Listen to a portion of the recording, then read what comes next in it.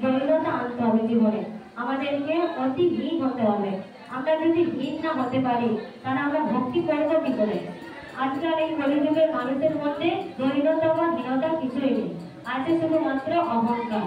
এই অহংকার যদি আমাদের জীবনের ভিতরে অনিষ্ট হয়ে থাকে তাহলে আমরা কখনোই ভক্তি পথে আমরা এগোতে পারবো না। তার জন্য আমাদেরকে কি হতে হবে?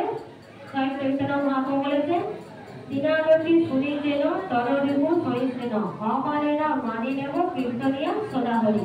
তো আমাদেরকে কিসের মতো হতে হবে? তিনের মতো। তিন মানে কি? দুর্গা ঘাস। তো দুর্গা ঘাসের উপর দিয়ে যেমন আমরা চলে গেলে আমাদের পা দিয়ে মাটিয়ে চলে গেলে আমরা মাথা নিচু করে দিই, তারপরে আবার চলে যাওয়ার পর মাথা উঁচু করে দিই, তো আমাদেরকে সেইভাবে তিনের মতো হতে হবে, ঘাসের মতো হতে হবে। ভক্ত হতে গেলে ভক্তের জীবনে দুঃখ, কষ্ট, মান, অপমান সবকিছু আসবে, আর এগুলো বেশি বেশি করে আসবে। কারণ ভগবান পরীক্ষা নেওয়ার জন্য আরো বিশেষ করে ভক্তদেরকে বেশি বেশি করে দুঃখ, কষ্ট আর অপমান দেবে, যাতে আমরা এগুলো সহ্য করতে পারি কিনা। আর এগুলো যদি আমরা সহ্য করতে পারি তাহলে আমরা এর থেকে আমরা আরো ভক্তির উপরের স্তরে আমরা উঠতে পারবো। তার জন্য আমাদেরকে আরো অনেক কঠোর থেকে কঠোরতম তপস্যা করতে হবে। আর এই কলিযুগের তপস্যা হলো কি? স্বয়ং মহাপ্রভু বলেছেন, হরের নামৈব হরের নামৈব হরের নামৈব কেবলম কালো নষ্টেব নষ্টেব নষ্টেব গতিরোধতা। এই কলিযুগে হরিনাম ছাড়া কোনো গতি নাই, গতি নাই, গতি নাই। তাই কলিযুগে আমাদেরকে স্বয়ং চৈতন্য মহাপ্রভু অতীব সহজ থেকে সহজ পন্থা দিয়েছেন, যেটার মাধ্যমে আমরা সাধন ভজন আমরা নিষ্ঠাভাবে না করতে পারলাম।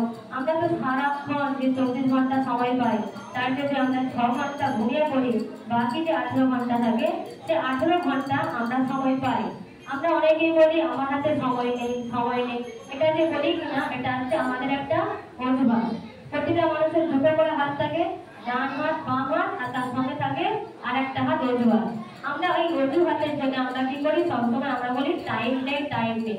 কিন্তু সবার কাছে টাইম আছে, কেননা আমরা যা কিছু কর্ম করি আমরা চোখ থেকে কর্ম করি, চোখ দিয়ে দেখে, হাত দিয়ে কর্ম করি, পা দিয়ে কর্ম করি, কিন্তু আমরা মুখে কোনো কর্ম করি না। আমি যদি কোনো সবজি আমি না করি ভগবানের জন্য, আমি যদি ভগবানের কোনো কাপড় বলো যা কিছু আমি ধৈর্য করি, তো আমি হাতে করছি আর চোখে দেখছি, তো মুখটা ভগবান কি করতে দিয়েছে? তো মুখটা কেন বন্ধ করেছে? তো মুখে সবসময় হরিনাম করা যায়, তো তাহলে আমরা কেন করি না?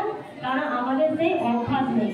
আমাদেরকে তার জন্য সাধুগুরু বৈষ্ণবদের সঙ্গ করতে হবে, আর আমাদেরকে অভ্যাসের দ্বারা আমাদেরকে নিজেদেরকে গড়ে তুলতে হবে, যাতে আমরা প্রতিক্ষণ 24 ঘন্টা নিরন্তর আমরা স্বয়ং ভগবানের নাম আমরা স্মরণ করতে পারি।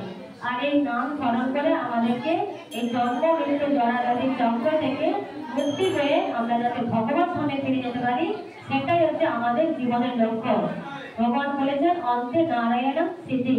তো অন্তে আমি নারায়ণকে ডাকবো কি করে? সারা জীবন যদি আমি ভগবানের নাম সাধন ভজন করলাম, ভগবানকে যদি না আমি সেবা করলাম, পুজো করলাম, ভগবানের কোনো কিছুই করলাম না, আর আমি শেষের দিনে ভগবানকে আমি স্মরণ করলে ভগবান আমাকে দেখা দেবে? কখনোই দেখা দেবে না।